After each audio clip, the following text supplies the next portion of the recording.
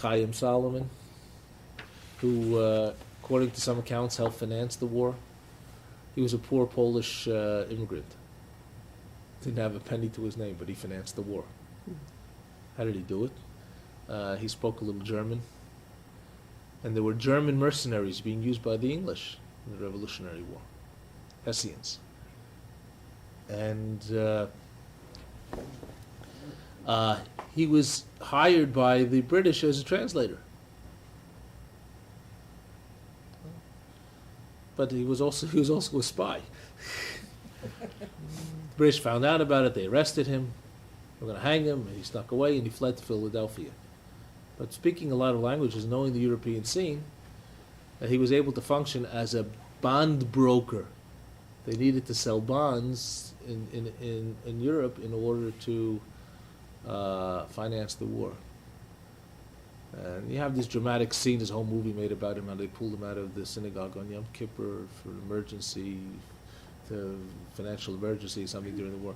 How much of this was his own money, and how much of this was other people's money? Nobody really knows. But there was some anti-Semitism involved. That there were some great debts that were owed him after the war, after he died, and the government refused to pay. And not only that, refused to allow a statue of him to be placed anywhere. It finally sits. Jewish community produced one in Philadelphia. Wouldn't allow it there. Wouldn't allow it there. It finally sits in an obscure park in Chicago somewhere, and that till it was his name was only really cleared and given the proper recognition that it needed it in the past 25 years, by congressional action, and there was a postage stamp produced with his picture on it. Chaim Solomon. Oh. There were Jews who fought in the Navy and were admirals, and I would say a great portion of the fleet, the naval fleet, were Jewish boats. People don't notice. The Jews were involved in trade. Jews were great traders. Why? Because a Jew in England, having manufactured goods, would trust and give credit to a Jew in New York to sell them for him. Who else would do that? Jews trusted each other, so that's what they did. They set that up. The Jews were greatly involved in this trade, in the triangular trade, which the triangular trade involved slaves, but the Jews were not involved in the slave trade for the most part. There might have been one or two who were, and they write about it with great sense of remorse. But the Jewish triangular trade was not part of the slave trade. There was a triangle that went with rum from the Caribbean, and to deliver it and rum and sugar, to deliver it to England, to pick up packaged goods, to take it to New York, to deliver the manufactured goods which the colonies weren't allowed to produce, and then take the money from that and go buy rum and sugar and back in the Caribbean. That was the Jewish part of the triangular trade. Jews were in Rhode Island, and let's see, Providence. What's the other big town in Rhode Island? Newport. Well, we'll find it here. Anyway, so they really built a great community there, and which was decimated by the war because of the British. But they gave all their boats to the revolution, cause of the revolution. The Jews were just fervently for the revolution, because here was a chance to build a country based upon the Constitution, with guaranteeing freedom and liberty and for all, and this great vision. It came straight from the Torah. The founding fathers were deists. They rejected the established religions of Christianity, but they believed in God and the Bible firmly. And you saw this sort of thing. Yale University, Hebrew. Most courses were taught in Yale in Hebrew in its early years, when there weren't any Jews going there, because they wanted to revive the language of the Bible. You see, on Yale University, they have in the symbol, they have many Hebrew letters there, and things. There was a great sense of the Old Testament in this new land. I mean, there were problems. Jews didn't have their rights everywhere. Like in New England, like I said, Jews weren't allowed to stay in New England. But generally, most of the colonies accepted the Jews with open arms. And after the Revolution, Jews were accepted everywhere, and Jews started to come. And then German Jews got the message, because Germany was unlike the communities of Poland and Ukraine and Russia. Germany had a shore, and they had ports, and they started to mingle with these people from the New World, and they found out and could get mail about from their fellow co-religionists who lived there, what it was like, and German Jews started to pour into. Talking about a few thousand of them, until the majority by the middle of the 1800s were German Jews, and they created synagogues throughout the colonies and Jewish communities, and more started to come in the middle of the 19th century because of the pogroms that were increasing in intensity, and many Jews were devastated with the Napoleonic Wars.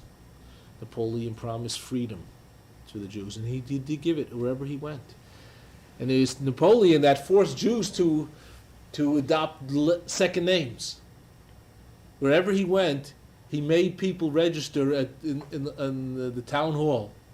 If he captured a certain area, he made people register with their names and take a second name, a family name, have a family name. So Jews all of a sudden had family names all over Europe they never had before. And the problem was Napoleon was defeated. Problem for many of the Jews. And since there was a great reaction against Napoleon by the monarchs and the nationalists who threw him out, everything Napoleon did was just erased with a vengeance. So they gave freedom to the Jews. Napoleon gave freedom to the Jews. I'll show you what to do with the Jews. And it became very hard for them. So they got out. Many of them got out. Started to pour out toward the end of the 19th century, they were coming out by the hundreds of thousands. Wasn't there an immigration center or a port, and many Jews came in through Texas around that time? Galveston? The Galveston plan. Jews started to pour into New York. New York started.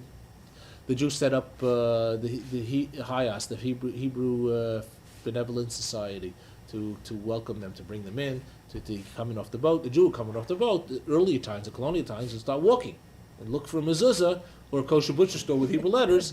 He would knock on the door and say, "Here I am." And of course, they would take him in, and they give him a few trinkets to sell, and they was in business till he got on his feet, and then he was out on his own. So HIAS, they started to develop HIAS organizations to do that because it became too much. The Jews went in there, and they started taking the Jews off the boat and helping them and creating these centers where they can go. And then when it became much too much, they created ways of getting Jews to go elsewhere. And one of the big plans was called the Galveston Plan. They sent Jews to Texas. Who knew from Texas? Texas, Atlanta. Actually, Jews were founding members of the state of Georgia. Spanish Jews, weren't they? Yeah, the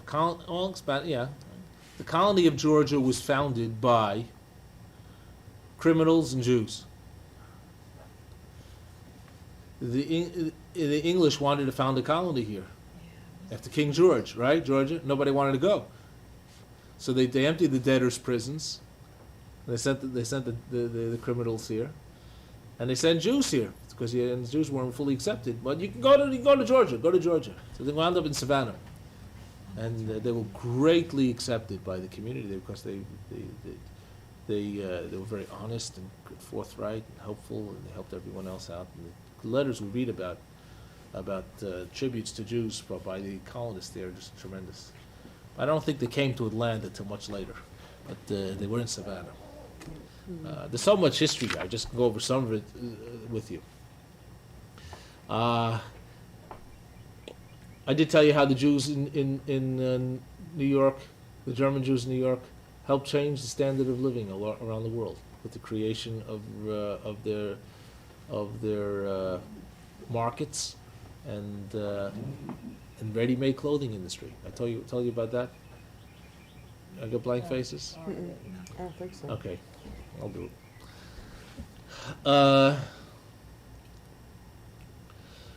When you come off the boat and you need to earn a living, they give you a few trinkets to sell. You became a peddler. And if you really did well and you want to advance yourself, you became a pack peddler. Put your stuff in a pack and you started making a route to go to the suburbs, to Brooklyn, to the Bronx, you know. And you make your route and knocking on doors, and you'd find out what your customers wanted, and you bring it back next time you went, right? And you develop the whole trade. You had a living there. Next step from becoming a pack peddler, if you really want to advance yourself and you're really adventurous, most of the Jews who came then in the 1700s and 1800s didn't come with families till the later 1800s. They were just adventurers who wanted for a better way of life, of leaving behind all this terrible life. So they came to America, and they were looking for adventure, and they were looking to make heads of them. And some of them really advanced themselves by becoming covered wagon peddlers. You get a wagon, cover it, fill it with goods, go out west. Oh, you stop where you ran out of goods, right? And you wire it back to New York, to your relatives. Send me more. Well, they sent it to you on consignment because they trusted you. Jew trusted a fellow Jew. And if you liked the town he stopped in, he opened up a general store.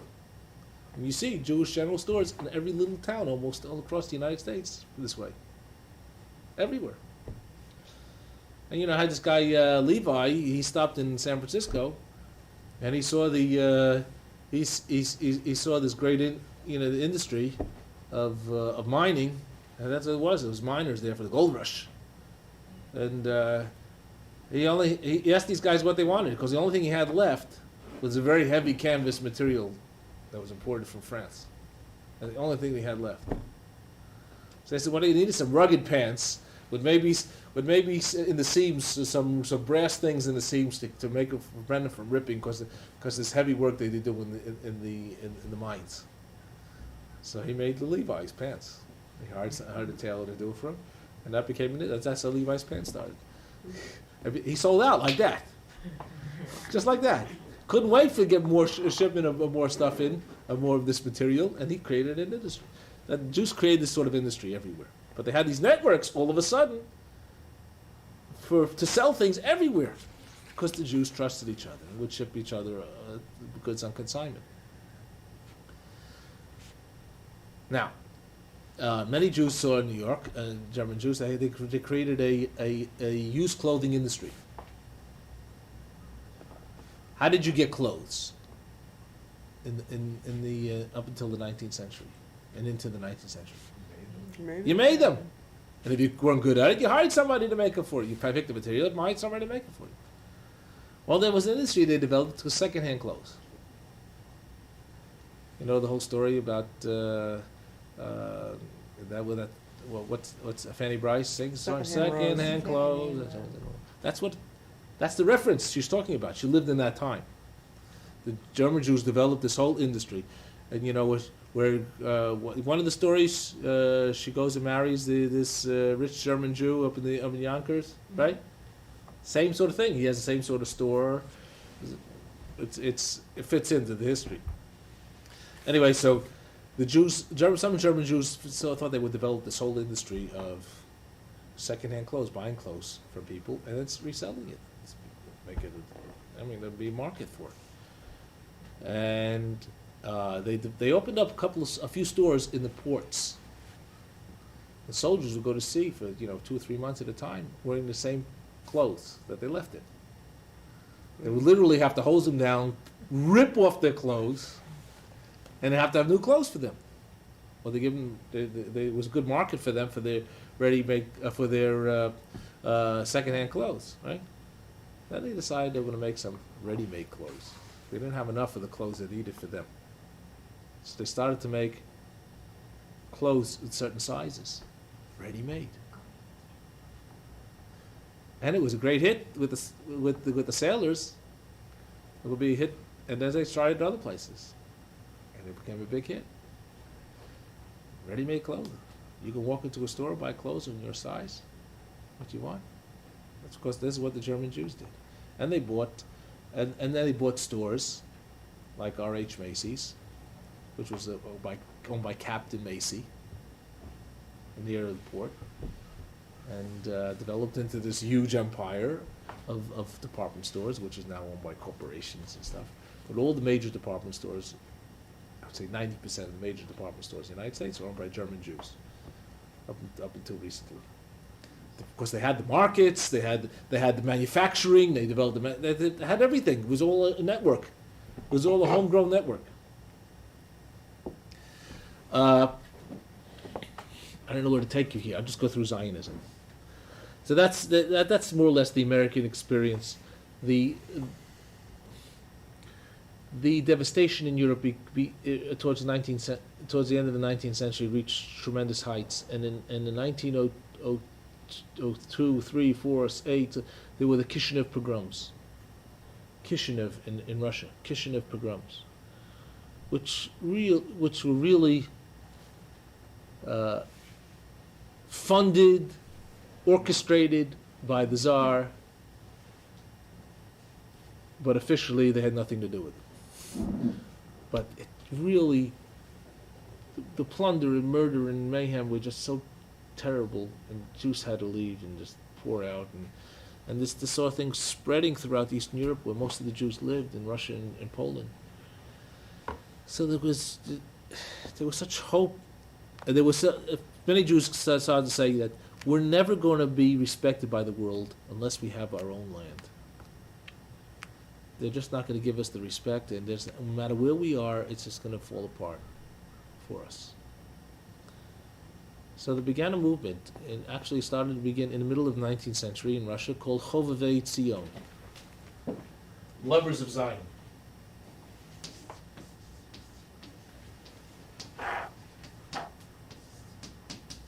Chovevei Tzion, I put Zion instead. Lovers of Zion. As a matter of fact, they started to send Jews to live in Palestine, to reclaim the land. And they were called chalutzim, pioneers, started to go over there. And to live there and to drain the malaria swamps, which they did. And to plant and to live. It reached a fervor towards the end of the 19th century, was it 1870s, 1880s, with the Dreyfus trial. You know about the Dreyfus trial? Dreyfus was a French army officer, a Jew set up, accused of treason. He didn't do it, but it was set up by other officers to take the fall for something else that happened. And it was obvious to the world. And it became a national cause, international cause célèbre, that he was being accused only because he was Jewish, and his great anti-Semitism, and how in a land of fraternity and equal opportunity in France could they allow this to happen? And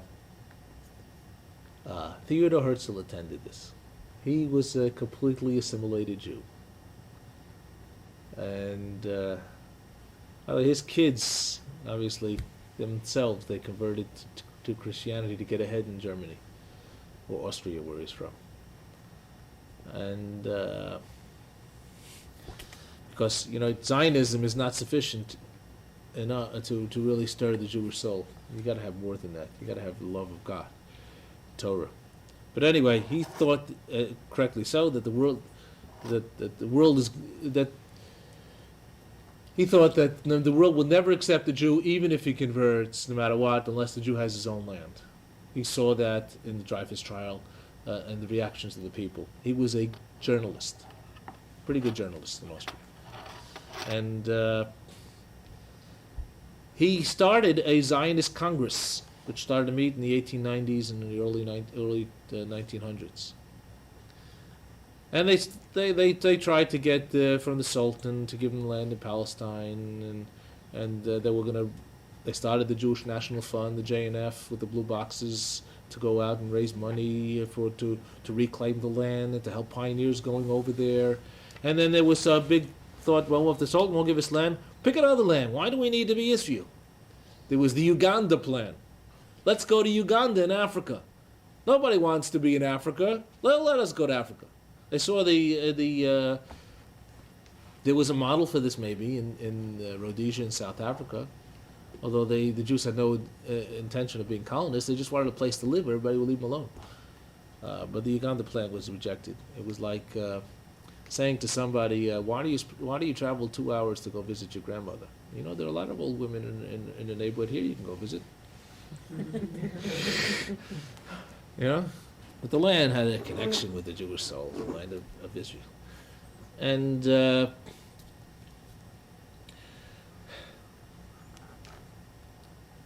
during World War I was a turning point.